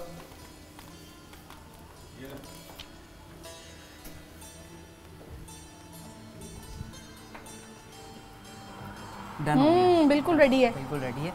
इसको भी हम निकाल लेते हैं इस तरह। अच्छा, देखिए मैंने जो बात कही थी, बिल्कुल थोड़ा सा ऊपर रखने से जल्दी इसके किनारे हैं ना वो रेड हो जाते हैं, तो बेहतर है कि आप इसको सबसे नीचे रखें। तो मैं इसको ये इस तरह से प्लेटर में जो है वो निकाल लेता हूँ। और ये देखिए, ये बिल्कुल हो गया तैयार। वाह, क्या प्रेजेंटेशन है। घर पे भी आपने ट्राई करना है और आप भी कीजिएगा। बिल्कुल। अब आपकी फरमाइश थी। तो ये साथ में जो इटालियन मीट बॉल्स हैं ये हमारे तैयार हो गए। और ये हो गया हमारा साथ में मिनी पिज़्ज़ा बाइट्स। थोड़ी सी मैं इसकी गार्निशिंग कर दूँ इस तरह से। वैसे नॉर्मली जब हम मज़े के रेडी हुए हैं ये। हाँ, और खुशबू बहुत कमाल की आ रही है। बिल्कुल। और ये चिकन भी ऊपर ऑन टॉप डालेंगे ऑफ कोर्स, तो चिकन के बगैर तो पॉसिबल ही नहीं है। चलिए, ये मैं इसमें डाल देता हूँ थोड़ा सा इस तरह से। चिकन में एंड में इसलिए डालता हूँ क्योंकि फिर चिकन जो है ना वो दब जाता है नीचे। तो चिकन ज़रा अलग से ही पता लगे कि आप खा रहे हैं, तो ये चिकन भी ऐड कर देते हैं इसके ऊपर on top.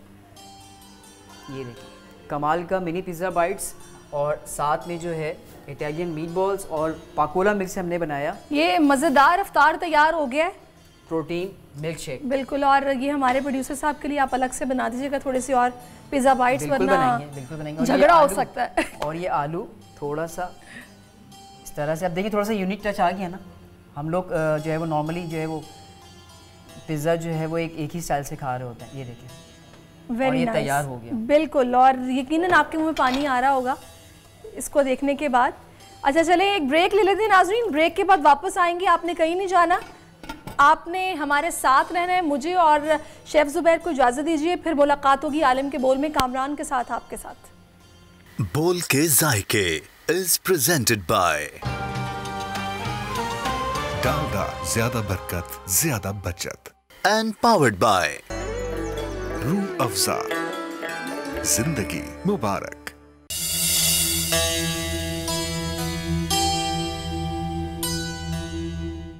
Ji, welcome back नाजरीन। कामरान काफ़ी मुस्कुरा रहे हैं, मुझे पूछ रहे हैं कि जो बना था कैसा बना था, अच्छा बना था। तो मैंने कहा बहुत अच्छा बना था, लेकिन आपको इफ्तार तक मिलेगा कुछ नहीं क्योंकि पहले से बुकिंग हो चुकी है। पहले से बुकिंग हो चुकी है। जैसे जैसे वैसे अफ्तार का वक्त करीब आता जाता है, वैसे वैसे लोग जो हैं वो अफ्तार की तैयारियों को भी अपने आखिरी मराहिल में लेकर जा रहे होते हैं। इस वक्त लाहौर की बात की जाए तो लाहौर के मुख्तलिफ मकामात पर जो हमारे दस्तरखान लगाए गए हैं, बिल्कुल ऐसा ही है। मुखैया हज़रात की जानिब दस्तरखान का एहतमाम किया गया है, अफ्तारी का एहतमाम किया गया है। ताबिश पर भी एक ऐसे ही दस्तरखान पर मौजूद है। मज़ीद तफसीलात उनसे मालूम कर लेते हैं। ताबिश, बताइएगा क्या माहौल है और अफ्तार में क्या कुछ है?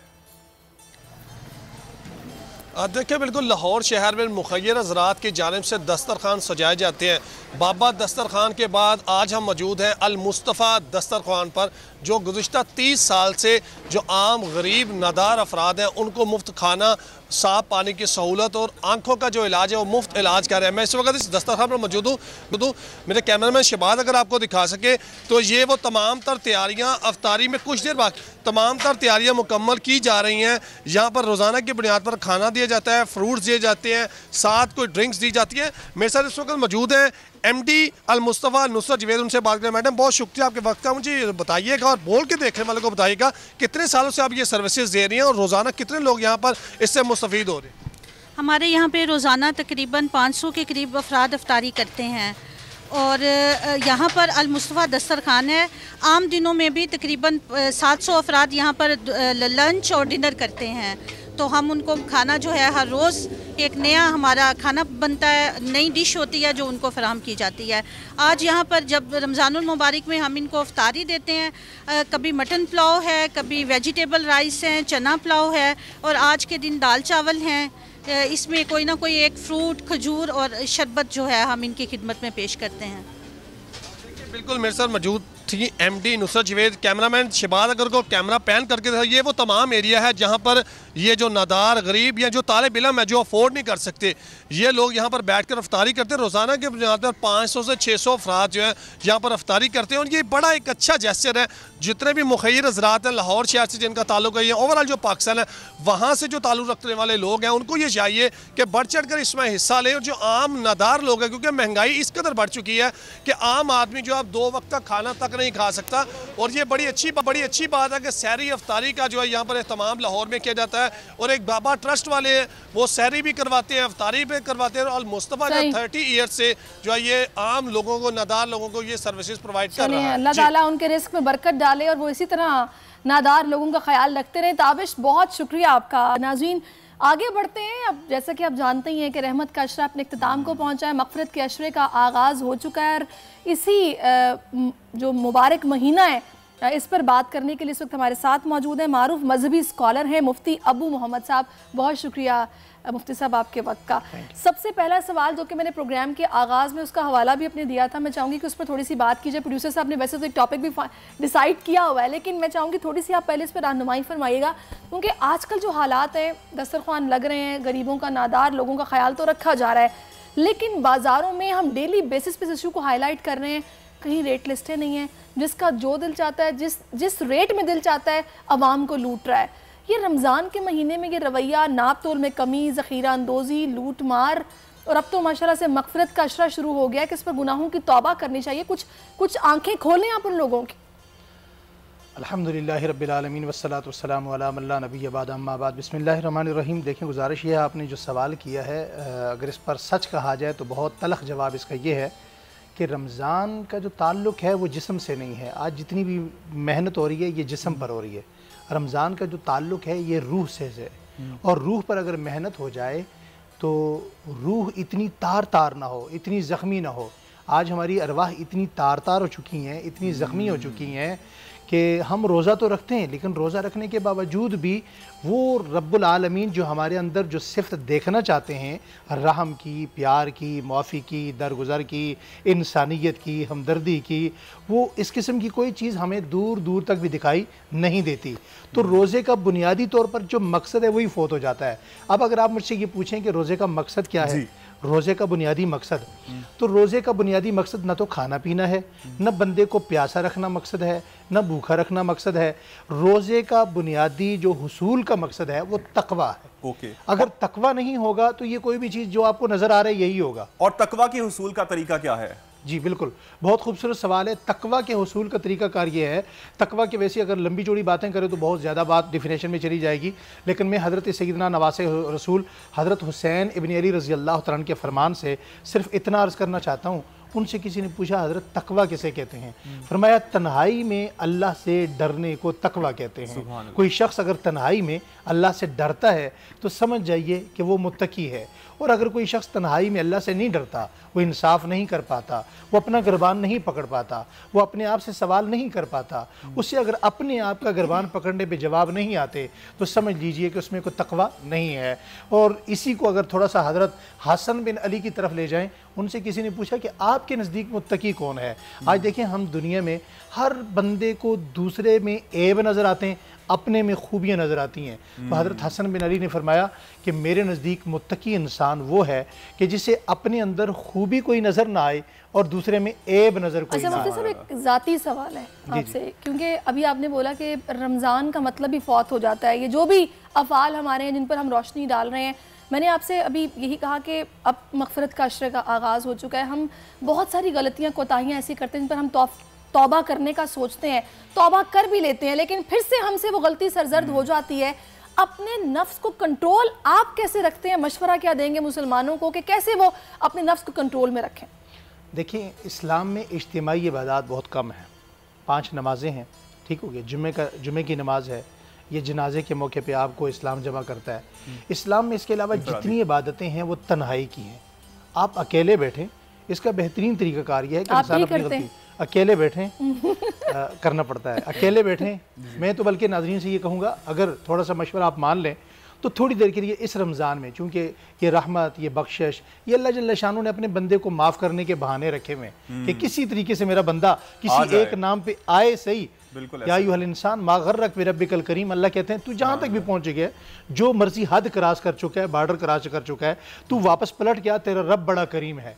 तो इसमें मैं नाज़रीन से एक मशवरा दूंगा, आप खातून हैं, आप बहन हैं, आप माँ हैं, आप बेटी हैं, आप बुज़ुर्ग हैं, आप नौजवान हैं, आप तन्हाई में बैठें, कमरा बंद करके बैठें, अल्लाह जल्ल शानू के सामने बैठें और फिर अपने आप से सवाल करना शुरू कर दें कि जो अल्लाह जल्ल शानू की मोहब्बत का तकाज़ा है, जो रसूलुल्लाह की मोहब्बत का तकाज़ा है, जो हमारे दीन का तकाज़ा है, क्या वो हमने पूरा किया है? आज हम में से हर बंदा चंद चीज़ों को पकड़ता है। कोई नमाज को पकड़ के समझता है मैंने दीन का हक़ अदा कर दिया है, कोई रोज़े रख कर समझता है मैंने दीन का हक़ अदा कर दिया है, कोई हज करके, कोई कुर्बानी जानवर ज़िबा करके कहता है मैंने दीन का हक़ अदा कर दिया। देखिए, दीन 5 चीज़ों के मजमूए का नाम है, अक़ायद, इबादत, मामलात, मुआशरत, अखलाक।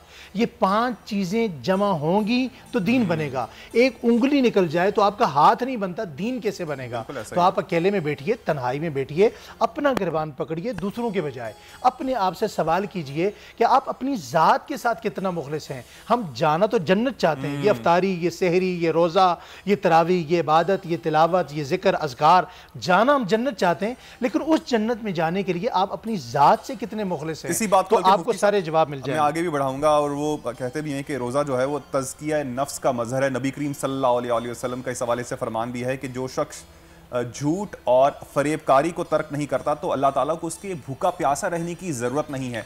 अब मैं आपकी चाहूँगा कि इस हवाले से भी कुछ हमारे नाजरीन की तवज्जो मबजूल करवाई जाए कि हमारे यहाँ लोग भूखा प्यासा रहने को रोज़ा कहते हैं और उसके बाद लोगों पे एहसान भी जताते हैं कि मेरा रोज़ा है तो तुमने मेरे से बात नहीं करनी है क्योंकि मैं इस वक्त गुस्से में हूँ। आप रोज़ा रखा है, आपने अपने लिए रखा है, और उसकी वजह से जो साथ रहने वाले लोग हैं वो मुतासिर हो रहे होते हैं। अल्लाह के नबी सल्लल्लाहु अलैहि वसल्लम का बड़ा प्यारा फरमाने अली शान है, अल्लाह ताला अमल की तौफीक नसीब फरमा दे, कि कुछ लोग ऐसे होते हैं वो सुबह से लेकर शाम तक भूखा प्यासा रहते हैं, लेकिन भूखा प्यासा रहने के अलावा उन्हें कुछ नहीं मिलता, क्योंकि वो अपनी नेकी का एहसान दूसरे पर जितला रहे होते हैं। तो जिस नेकी का दूसरे के सामने इजहार हो जाए, रोज़ा तो वैसे ही मख्फी है, किसी को नज़र नहीं आता। अगर आप ना बताएं, मुझे क्या पता है कामरान भाई का रोज़ा है, मेरी बहन का रोज़ा है, मैं ना बताऊं आपको क्या पता है कि इसका रोज़ा है या नहीं है। तो ये तो मख्फी इबादत है। इसीलिए अल्लाह ताला ने फरमाया ना, रोज़ा मेरे लिए रखा है, अस्सौम अली व अना अज्ज़ी बिही, इसकी जज़ा मैं दूंगा। और एक जगह तो इसको मजहूल के सीगे में पढ़ा गया कि तुम रोज़ा रखो उसके तकाज़ों को पूरा करते हुए, इसकी जज़ा मैं खुद बन जाऊंगा। और बल्कि इसकी जज़ा तो मुफ्ती साहब मैंने एक जगह पे पढ़ा है कि अल्लाह ताला ने मख्फी रखी है, बाकी जितनी भी इबादत है उनका सवाब तो अपनी मखलूक पर जाहिर कर दिया है, लेकिन रोज़े का सवाब सिर्फ रब जानता है, जो कि आपको उसका अजर मिलेगा और अल्लाह ताला देने वाला है। इसमें जो मुफ्ती साहब ने हम लोगों को भी एक बड़ी खूबसूरत सी मशवरा दिया है, नसीहत की है कि आप लोग, गलतियां इंसान से होती हैं, इंसान खताओं का पुतला है, लेकिन अपनी तस्हीह आप किसी भी मौके पर कर सकते हैं। अभी माशाल्लाह से मौका भी है, रमज़ान का महीना है, मगफिरत का महीना है, तो आप तौबा करें अपने गुनाहों की, और अकेले बैठकर, ये मेडिटेशन भी इसको कहते हैं, आप अपने बारे में सोचें, अपने आप से सवाल जवाब करें और आपको पता चलेगा आप किस तरह के इंसान हैं, और ख़ुद को बेहतर करने की कोशिश करें, अल्लाह से तौबा करें, माफ़ी मांगें, और ये ख़ास मौका भी, इसका भरपूर फ़ायदा उठाना चाहिए। बहुत शुक्रिया मुफ्ती अबू मोहम्मद साहब, आपने वक्त दिया बोल टेलीविज़न को। नाजरीन, मुझे मोहम्मद कामरान और सैरिश ज़ुहैब को दीजिएगा इजाज़त। उम्मीद करते हैं कि हमारा आज का प्रोग्राम आपको पसंद आया होगा। अल्लाह के बाद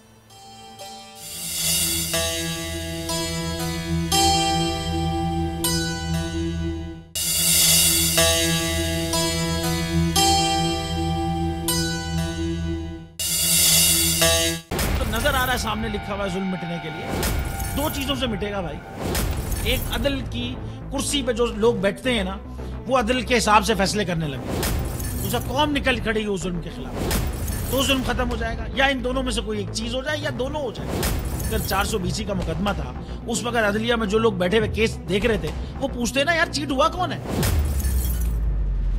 जब उनको दिखता कोई चीट नहीं हुआ, केस खत्म कर देते, तो जालिम जुल्म कर ही नहीं पाता। 9 जजेस ने नोट बिफोर किया मेरे केस को यार, 1.5 साल चला। शख्सी जमानत का केस, सेम केस इस्लामाबाद में कर दिया। एक ही इल्जाम पे 2 केस हो नहीं सकते भाई। मतलब 60 दिन का वक्त होता है, 102 दिन के बाद मैं जीत गया, केस बरी हो गया, 102 दिन के बाद अपील फाइल की, एक्सेप्ट कर ली। नहीं करते ना एक्सेप्ट, खत्म हो जाता ना जुल्म यार। भरी अदालत में मुझे बरी कर दिया, फिर पता नहीं क्या हुआ 2.5 घंटे बाद का नोट बिफोर। मैं नहीं सुनता ये केस, खड़े रहते अपने फैसले, मिट जाता जुल्म। अल्लाह ताला ने बिठाया इस इन कुर्सियों पे इनको यार, ये अल्लाह ताला की तरफ से फैसले करते हैं। तो या तो ये फैसले आएंगे, जुल्म मिट जाएगा, या कौम खड़ी हो जाएगी जुल्म के खिलाफ।